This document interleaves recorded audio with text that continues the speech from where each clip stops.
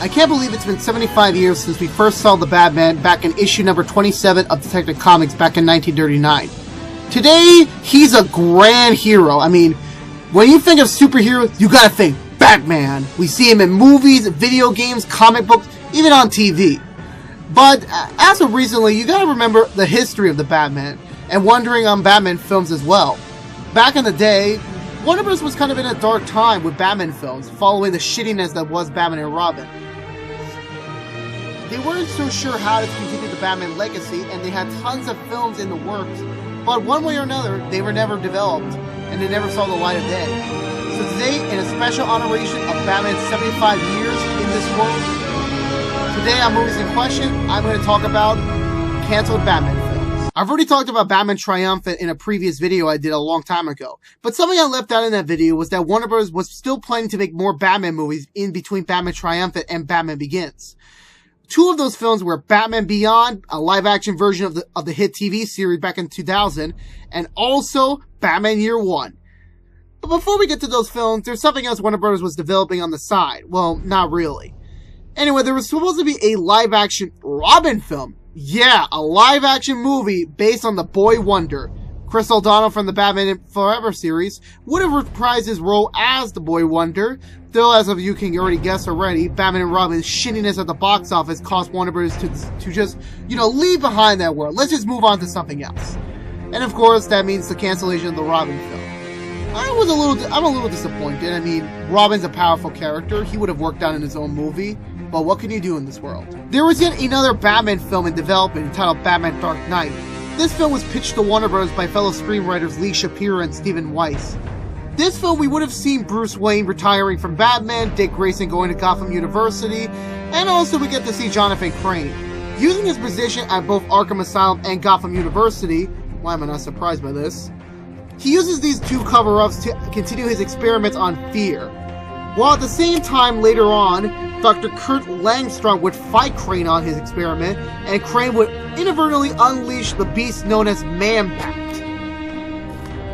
People would think Man-Bat is actually Batman back in Gotham to exact his cold-blooded revenge, so Bruce Wayne would have to redon the classic cape and cowl to fight off Man-Bat and clear his name. While at the same time, Man-Bat has his own set of problems to deal with. With a whole Dr. Jekyll and Mr. Hyde thing, he would have to conquer the beast inside him and have his revenge on Dr. Crane. While at the same time, Crane has his own plans for Gotham, and that's pretty much the gist of the story. Sounds like an awesome film, but of course Warner Bros. Passed on the film in order to develop Batman Beyond. What a stupid move, Warner Bros. Now back onto the main films we have to talk about. First up is Batman Beyond. This would have been a live-action adaptation of the hit TV series back then, also called Batman Beyond. Warner Bros. Hired fellow screenwriters Paul Dini, Neil Stephenson, and Boris Yakin to write the script. Yakin was also hired to direct as well. However, unfortunately, the project never went anywhere after the first draft. They lost interest in the project and Warner Bros. Decided to move on to their next step, Batman Year One. Warner Bros.' next step was to go back to the past in Batman Year One. Of course, guessing from the title, it takes place during Batman's first year of crime fighting.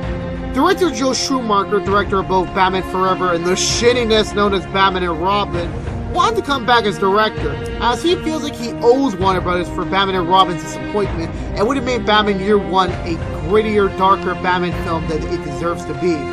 Unfortunately, and also hilariously, Warner Bros. Ignored him, of course, given to what he did with Batman and Robin, and just moved on to new people to make the film.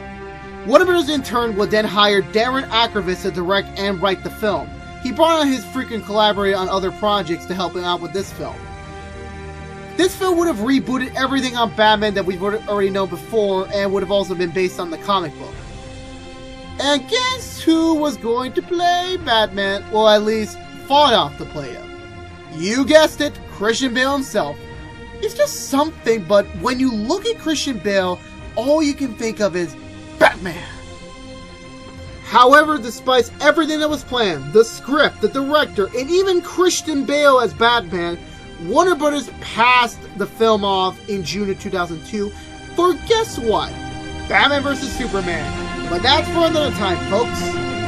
Now, all in all of these films would have been a great reboot of the Batman series and a follow-up to Batman and Robin. Well, actually, any film would have been better than Batman and Robin. I mean, have you seen that movie? I mean, really, Batman and Robin was a piece of shit. But I also think at the same time, Warner Bros. Were complete idiots on passing on all these films. A Robin film would have been great. Batman Year One would have been awesome. Batman Beyond at the time would have been like the Avengers. And Batman Dark Knight would have been a good film as well. But at least we eventually got good Batman films. Let's just hope Affleck doesn't screw it up. This has been Movies in Question. Thanks for watching.